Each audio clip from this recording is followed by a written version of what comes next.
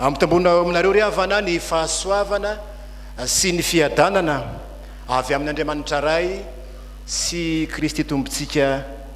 Amen. Araka ny nambara teo am-piandohana dia fotoana telo sosona ity fotoana ity. Alahady natokana ho aladin'ny sampana vokovokomanga eo anivon'ny sahany Efitsekema hitononam-bavaka izany asa goavana, asa sarotra, asa mafy izay nampandreketin'ny fiangonana zany dia niady amin'ny zava-pisotro mahamamo sy ny zava-mahadomelona. Nefa koa dia voka-dehibe antsika fiangonana zany, ary ny fahatelo dia alahady tsy hoe aladin'ny ray akory fa fetin'ny ray izy atokany olona eran-tany ho fetin'ny ray mpianakaviana. Ny Habakoka toko faharoa ry havana anao ka hivelatra an'loantsika. Habakoka toko faharoa sitrakareo dia hivelatra eo ananareo zany tenin'Andriamanitra izany. Lozan'izay mampisotro divay namany dia anao zay manampy fahatezerana ka mampahamano azy mba hijery ny fitanjahany. Fa efa feno henatra ianao fa tsy voninahitra, mba sotroy koa ka mitanjaha hatolotra anao no kapokeny an-tànana ankavanan'i Jehova ary famenarana ho amin'ny voninahitra ao. Fa hanody anao ny loza tamin'ny Libanona sy ny fandringanana mahatahotra namelezana ny biby no ny ranony olona sy ny loza natao tamin'ny tany dia tamin'ny tanàna sy ny mponina rehetra ao aminy. Mpaminany tamin'ny taonjato tamin'ny taona eninjato talohan'ny Kristy zany mpaminany Habakoka zany. Raha ny hevo modiny hoe ilay mamihina na hoe fifandroana zay ndikany hoe Habakoka. Mpaminany tsy dia milaza mivantana na miteny mivantana tamin'ny vahoaka ity mpaminany ity, fa maneo resaka zay ny fanaova amin'ny tanin'Andriamanitra. Saingy misy hafatra goavana ho an'ny vahoaka an'Andriamanitra rehetra ity boky ity. Mirakitra faminaniana tamin'ny andro zay nampahorian'ny Kaldeanina na ny Babilonianina ny vahoaka ny Israely fahizany, satria niaritra ny mafy, ny loza mihitsy ny Israely, nanjakatsakany zany pampahory zany. Manambara ny heviny Andriamanitra eto, ilay Andriamanitra Tompo ny hery sy ny fahefany, lay mampanjaka ny fahefany, fambola an'Andriamanitra ny hery sy ny fahefana. Hita n'Andriamanitra avokoa ny ataon'ny mpireare, ny ataon'ny olony ratsy, ka inona fa mahita koa izy ny fiainantsika ankehitriny. Inona ary ny hafatra tiany Habakoka ampitaina eto? Hafatra voalohany ry havana, hitan'Andriamanitra ny ataontsika ka aza mampahory ny hafa. Hitan'Andriamanitra ny ataontsika ka aza mampahory ny hafa. Mampahory resahany etiny hoe mitarika ny hafa ho amin'ny faharatsiana, mitarika azy hanota. Loza nareo izay mampisotro divay ny namany. Hoy ny voalaza eto. Ny dikateny ambonina dia somary manao teny zao manao hoe loza nareo mampisotro poizina ny namanareo ka mahatonga azy ho mamo sy mitanjaka. Satria mazava ny fiafaran'ny fahamamona miafara amin'ny fitanjahany. Zao aloha fa tsy hoe mitanjaka ihany akory zay vao mamo, fa ny fahamamona araka ny fandiniana dia manomboka efa mivilavila fijery, manomboka bebe resaka, manomboka famindra, efa manomboka hafahafa, manomboka tsy dia mahita ny maso, efa manomboka le fahamamona fa tsy hoe koa zay miboridana ihany atao hoe mamo. Ny ratsy eto ry havana, inona ny ratsy nataon'ny olona eto? Ny manome divay namana ozy ka mampahamamo azy mba hijery ny fitanjahany. Zany hoe ireo faly mahita ny fitanjahany hafa, faly mahita ny fahavoazan'ny hafa. Zay no resahany eto. Zany ny fahotan'ny Babilonianina na ny Kaldeanina eto. Olona zay manana finiavana mihitsy hanome zava-mahamamo ny namany, toy ny manome poizina mahafaty namany zany. Na ny mpampisotro na ny mpivarotra voateny ao anatin'izany. Misy ny olona tsy misotro fa mampire fotsiny mialatsiny amin'ilay fomba fiteny dia faly izy rehefa mamy ny namany. Na tsy misotro azy ianao dia ianao mihitsy tsy nomelika ao anatrehan'Andriamanitra satria manimba sy mamotika ny namanao. Fahotany zany, tenin'Andriamanitra zany. Loza ho any zay mampisotro divay ny namany, manampy fahatezerana ka mampahamano azy. Tezitra amin'izany Andriamanitra. Lay Andriamanitra tsy tia ratsy satria voalaza eto fa ny fitanjahany eto, ny fampitanjahany dia midika ho fanararaotana ny amany zany. Tsy tompony tena nitsony ny olona zay mitanjaka dia lasa fiomehezana, lasa fanarabiana sisana. Indray le mamilava teny aneso sisana. Ary zay ny mahafaly ny sasany eto. Ny olona mamy raha teo tsy tompony tena nitsony izy, miseho avokoa ny fahamenarana rehetra, potika ny maha olona tanteraka, potika ny maha izy azy ny olona zay mitanjaka noho ny zava-mahamamo, zava-mahatomelona izay noraisina. Ry havana malala amin'ny Tompo, zavatra mampalahelo tahaka izany no resahana eto.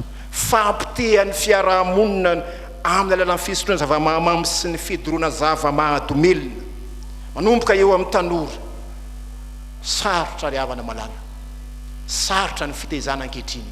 Tatsika tsara fa manomboka miseho masoandro amin'ny alalan'ny teny ratsy ny teny mamofady, reny tanora zay mandray zava-mahamamo zava-mahatomelona reny. Ao ny foana, ao ny tsindromana, ao ny sotroina sy ny sisa. Ary matoa mirongatra ny tsy fandriampahalemany. Maro ny mpivarotra, maro ny mampiely reny zava-doza poizina manimba ny fiarahamonina ireny. Maro ny mampisika ny namany handray zava-mahamamo zava-mahatomelona. Tsy ho isika n'izany ravana malala. Ny zava-misy dia zao, ny olona tratra miboridana, miteny ratsy, manao teny mamofady, reny no voasambotra sy faizina. Fa ny olona mpamatsy, ny olona mpamboly, ny olona mpivarotra, ny olona mpanome, to tsy dia voaresaka loatra zany. Nefa reny ny tena voalaza eto. Loza ho an'izay, loza ho an'izay mampisotro divay ny namany, ho ny voalaza eto. Ankehitriny havana dia mirongatra zany, mirongatra ny herisetra, mirongatra ny fanolanana. Ny olona mandray zava-mahatomelona, zava-mahamamo, mahavita manolana ny zanany vavy, mpivady mifamono, ray aman-dresy zanaka mifandripaka, vokatry ny zava-mahamamo, zava-mahatomelona zany. Aoka isika ry havana malala, raha zanak'Andriamanitra ianao, mpanompon'Andriamanitra ianao, aoka ho tsapanao zany ngidy sy hirifiriny zany. Reny ankizy, tanora miaritra amin'ny mafy no ny ataon'ny dada, na ny ataon'ny zoky, na ny ataon'ny reny zay miaina amin'ny zava-mahamamo. Tena tokantrano maro ry havana no potika amin'izany. Asan'ny fiangonana no miady amin'izany, fa tsy asan'ny vokivokomanga samirely. Toany ny sampana vokivokomanga, ampahirezo ny sampana vokivokomanga. Fa indraindray mantsy ry havana malala, ny olona zay miady, ny olona zay sary-piaro amin'ny mahatem-polon'Andriamanitra ny tenany indray, indray izy reny no voahenjika, indraindray no ankalana. Mampatsiaro ny tenin'ny Amazia, mpanjaka tamin'ny Amosa fa izay manao hoe ry pahita mandehana mandoso tany atsimo any ianao, ndana mihinan-kanina any, maminany any, mihinana any, fa toera masiny ty, toeran'ny mpanjaka ty, tsy azo tenenana zany eto. Hoy Amazia mpanjaka tamin'ny Amosa rehefa nilaza izy fa ravany tanàna no fahotana. Izany ty very havana malala, isika fiangonana indray ny tsy akasitraka zany ady zany, isika fiangonana irotsaka an-tsehatra, hiara-miady. Raha tsy isika ny sary-piaro amin'ny fahamasinany tenantsika, fahamasinany tempolon'Andriamanitra, dia iza intsony, iza intsony no antenaina, iza no antenaina hanavitra ny firenena. Ny malagasy dia anisan'ny sangany amin'izany fidoroana zava-mahamamo zava-mahatomelona zany. maneran-tany hono ny mpandinika anisany any ambombony be ny lalana misy atsika ry fiangonana malalo avela ho potika ve ny taranaka ray mpianakavianao fetiny ray anio ataovy tanjana ho anao tsy androany ihany amin'ny herinandro dia ho avy zao ny 26 hitobaka indray ny zavatra rehetra ray mpianakaviana sika ataovy tanjana ho anao fa dia ho faly dada faly neny sy ny ankizy raha miovy ianao jereo ny manodidina anao fa olona reraky ny adi-penana sy ny adi-panahy dia manary tena amin'ny zava-mahamamo sy zava-mahadomelona dia angina ve isika misy tenyny ankizy zay manao hoe mangina manaiky matoa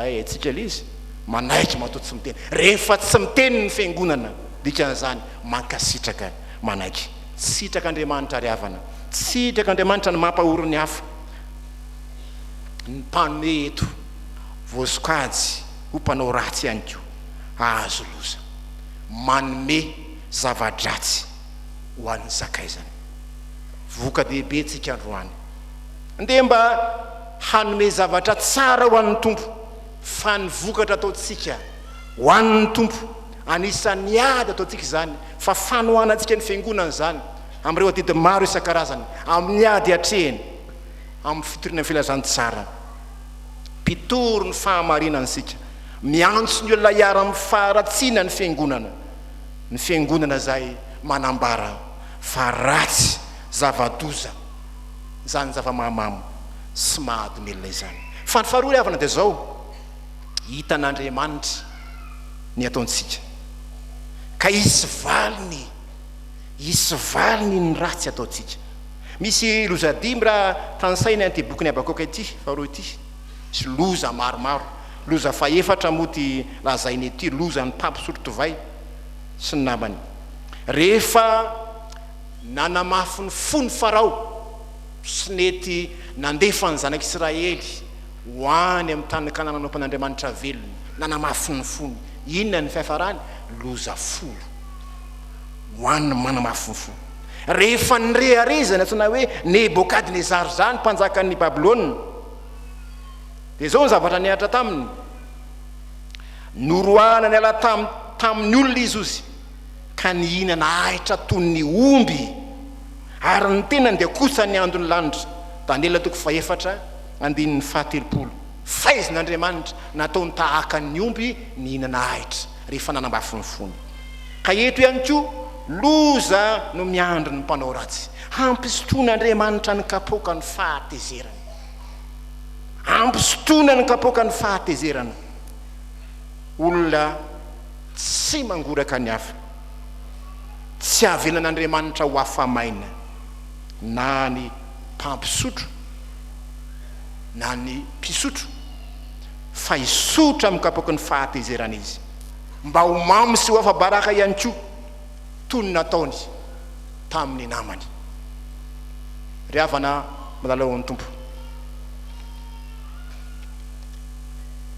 mafy zany tenin'Andriamanitra zany masiky zany tenin'Andriamanitra zany nefa toditsindrona ihany zany hanafaka nitazo maherintsika ka tonga atsika ho salama tsara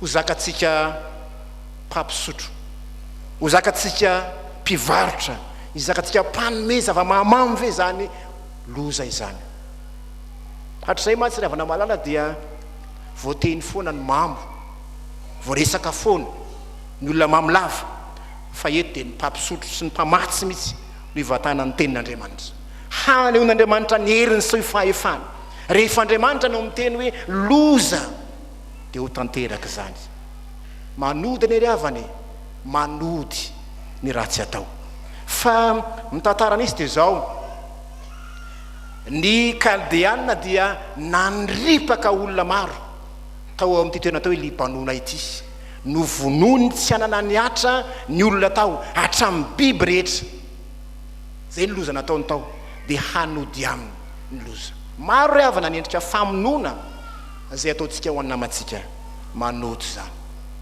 zakanao ve zakatsika ve ny ranomasindreo ankizy zay mitaraina isaky ny mitranotrano isika dia mambo tokantrano firy nefa potika sy rava noho izany ary mahagaga moa fa sendra mamahita andreny tanona sigara ena dia misy hoe soatra hoe tandremo fa ohatrany misy an'izay ngamba ao moa tsy foka dia tsy mahita mahafaty manimba amin'ny fahasalamana nefa maninona amidy ihany sotroina ihany hoanina ihany nisy lalàna za moa sika hoe lazanany hoe aza taony mivarotra toka gasy ankalalahany saiky moa lany satsy lany lalàna tsy fantatro nitoka vazazy efa manahirany mbola mpinda gasy ko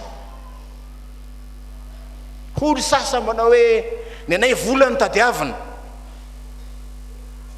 io no mandeha raha izara ihany ry avana malala zavatra tsara sy mahasoa zava-mahasoa zava-mamelona homena ny hafa hanina mahavoky fa tsy hanina mitondra fahavoazana aza homena ny namanao zany aza homena poizina ny namanao ry avana malala amin'ny tompo ny filazantsara araka mateo dia nilaza toy ny hoe nisy lehilahy zay malemy nentina hoeny an'i Jesosy ary Jesosy dia namela ny helony na nasitrana azy manatona an'i Jesosy ary ianao zay tapa-kevitra fiala amin'izany haitsika le teny manao hoe raha ny zanaka anao nafaka anao dia ho afaka tokoa ianao Jesosy nanafaka ny malemy na nasitrana azy hanafaka anao izy Jesosy ngery avana ty antsika tsy tia mipanoty izy fa mankahala ota manana fahefana amela heloko izy zero tsara ny tenin'i Jesosy tamin'ilay vehivavy tratra ny jangajanga zay mpanota tratra olan-tànana fa zao ny tenin'i Jesosy taminy za koa dia tsy mana meloka anao inona ny toy izay mandehana ary aza manota intsony tiany Jesosy ianao tiany Jesosy isika ninone nasatsika fa meza miova hamfanavaozana ny saina meteza hibebaka hiala amin'ny ratsy fanao fa raha ny zanaka no anafaka anao dia ho afaka tokoa ianao falo ny tompo ry havana amin'izao fetiny ray izao eko ny fety mpirenena